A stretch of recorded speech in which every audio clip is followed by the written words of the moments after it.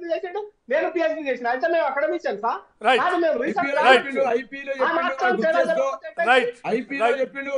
Right right right Koteswararao గారు మొత్తం episode సరే. ఎన్నిక గవర్నర్ ఎన్నిక, ఎందుకంటే గవర్నర్తో డిస్ప్యూట్లు అన్నప్పుడు మంచిగానే జరిగినాయి. ఇందాక చెప్పినట్టుగా కొన్ని సందర్భాల్లో మత్స్యనాచారు లాంటి వాళ్ళు, లేకుంటే బసరా సారా లాంటి వాళ్ళు గవర్నర్ కోటలో ఎన్నికైన వాళ్ళు ఉన్నారు, రిజెక్ట్ చేసిన వాళ్ళు ఉన్నారు. వాళ్ళకు అభిప్రాయం వచ్చినప్పుడు వాళ్ళు అడగచ్చు, వీళ్ళకి ఏం సేవా కార్యక్రమాలు చేశారు అని అడిగే రైట్ ఉంది. దానికి మనం వివరణ ఇచ్చుకునేటువంటి అవసరం ఉంటుంది. కొన్ని చట్టాలు కూడా తిరస్కరించినప్పుడు వాళ్ళకి ఉన్నటువంటి క్లారిఫికేషన్ అడిగారు.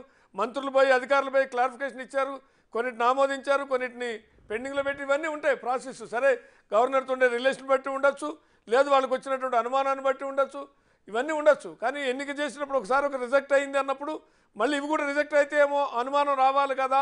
ఆ అనుమానం వచ్చి ఉంటే ఆ కోటాలో ఒకళ్ళని, ఈ కోటలు ఎమ్మెల్యే కోటలు ఎవరినైనా పంపుకోవచ్చు. గవర్నర్ కోటలు ఇందాక అన్నట్టుగా సామాజిక సేవా కార్యక్రమాలు చేసిన వాళ్ళని పంపించుంటే గవర్నరు ఖచ్చితంగా ఆమోదించాల్సిన అనివార్య పరిస్థితి వస్తుంది కదా. అంతకుముందు రిజెక్ట్ అయిందని తెలిసి మళ్ళీ పంపడం అనేది కూడా ఒక రకంగా అది మరి తెలిసి చేసిన తప్ప మైండ్ గేమ్లో భాగమా ఏంటి అనేటువంటిది ఒక అంశం. ఇక రెండోది, గవర్నరు ఆమోదించిన తర్వాత నిన్న ప్రమాణ స్వీకారం అనేటువంటిది కూడా ఒక హైడ్రామా మధ్య వాయిదా పడింది. ఇవాళ కట్ చేస్తే ఇవాళ కోర్టులో విచారణ ఉందని తెలిసి ఉంటుంది. తెలియకుండా ఏముంటుంది, ఇవాళ విచారణ ఉందని మండలి చైర్మన్కి తెలియకపోవచ్చు, ఆయా పార్టీలు వాళ్ళకి తెలుస్తాయి. ఈ ఒక్కరోజు కనుక స్కిప్ కొడితే రేపు జడ్జిమెంట్ ఏదైనా ఫేవర్గా వస్తే ఆ మేరకు తాత్కాలికంగా అయినా బ్రేక్ పడుతుందని ఒక స్ట్రాటజీ కూడా కావచ్చేమో అనేటువంటి చర్చ అది కూడా ఉంది. ఎట్లా చూడాలి ఈ మొత్తం పరిణామాల్ని అనేటువంటిది ఇవాళ ప్రధానంగా రాజకీయ వర్గాల్లో జరుగుతున్న చర్చ. కోటేశ్వర గారు, ముందుగా మండలి చైర్మన్కి ఆ విషయాలు తెలియకుండా ఉండవు, లేదా మండలి చైర్మన్కి తెలియజెప్పకుండా ఉండరు అనేటువంటిది గమనించాలి. అందుకనే జలుబు పేరుతోనో, తలనొప్పి పేరుతోనో, మరొక పేరుతోనో ఆయన అవాయిడ్ చేశారనేటువంటిది బహిరంగ రహస్యం. సరే, ఆయన సాకు చెప్పిన తర్వాత ఇంకా దాన్ని మనం సాగదీయడం అనేటువంటిది అనవసరం. తెలుసు ఆయనకి ఏం వస్తుందో చూద్దాము ఒక రోజు అని చెప్పేసి ఆయన అవాయిడ్ చేశారు, ఒకటి.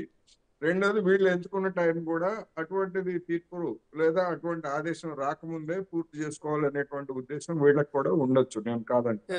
ఇక్కడ సమస్య ఏంటంటే ఒక అంశాన్ని ఈ గతంలో టిఆర్ఎస్ ప్రభుత్వం నామినేట్ చేసినటువంటి వాళ్ళు, లేదా రిజెక్ట్ చేసినటువంటి వాళ్ళు, లేదా ఆ సందర్భంగా కాంగ్రెస్ చేసినటువంటి విమర్శలు రాజకీయాలతో నిమిత్తం ఉన్నటువంటి వాళ్ళని చేయకూడదు అనేటువంటి అభిప్రాయం గతంలో కాంగ్రెస్ వ్యక్తం చేసింది.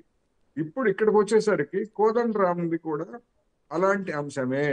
ఒక విధంగా చెప్పాలంటే టెక్నికల్ గా చూసినప్పుడు కేవలం కోదండరామ్ గారు ప్రొఫెసర్ గా ఉంటూ, లేకపోతే అధ్యాపక వృత్తి లేదా అకాడమిషియన్ గా అంతవరకే పరిమితం అయి ఉంటే అది వేరు. కానీ ఆయన రాజకీయ పాత్ర కూడా పోషించారు. ఒక రాజకీయ పార్టీ ప్రతినిధిగా ఆయన ఎన్నికల్లో కూడా పోటీ చేసినటువంటి నేపథ్యంలో ఎవరైనా ఆ విధమైనటువంటి విమర్శ చేయడానికి, అభ్యంతరం చేయడానికి వాళ్ళకి అన్ని రకాల హక్కులు ఉన్నాయనేటువంటి మనం గమనించాలి. అందువలన నామినేటెడ్ పోస్టులు వివిధ శాస్త్ర, సాహిత్య, కళా రంగాల్లో నిష్ణాతులైనటువంటి వాళ్ళని, లేదా వాళ్ళ అనుభవం కోసం పెద్దల సభకు ఎంపిక చేయడం అనేటువంటిది రాజ్యసభకు కానీ లేదా మన శాసన మండలికి కానీ ఉన్నటువంటిదే.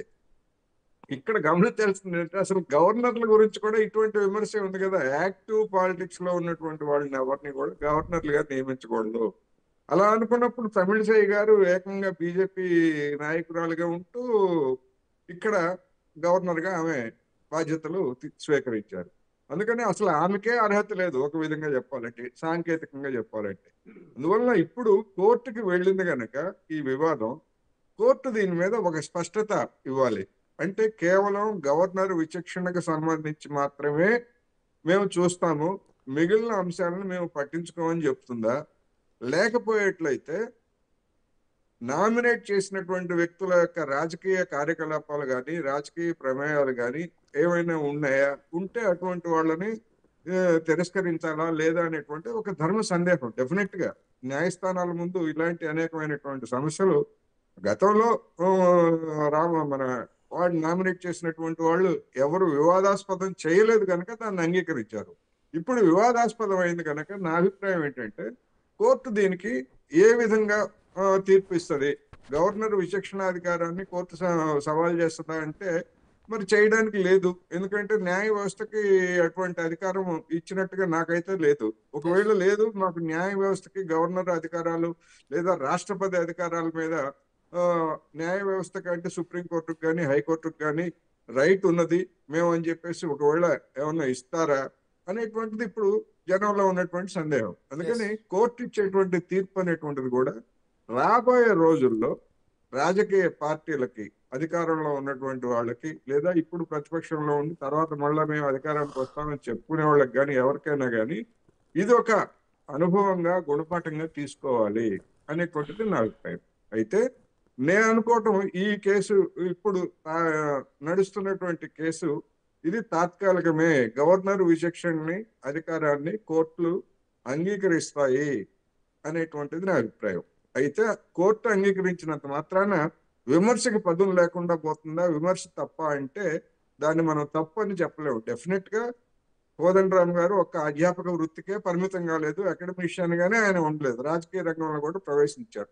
అందువలన డెఫినెట్ గా దీని మీద నైతిక పరమైన లేదా చట్టపరమైనటువంటి అంశాలు కూడా ఏమిటి ఉన్నాయి.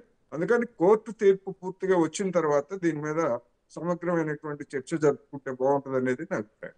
రైట్ కౌశిక్ రావు. ఇప్పుడు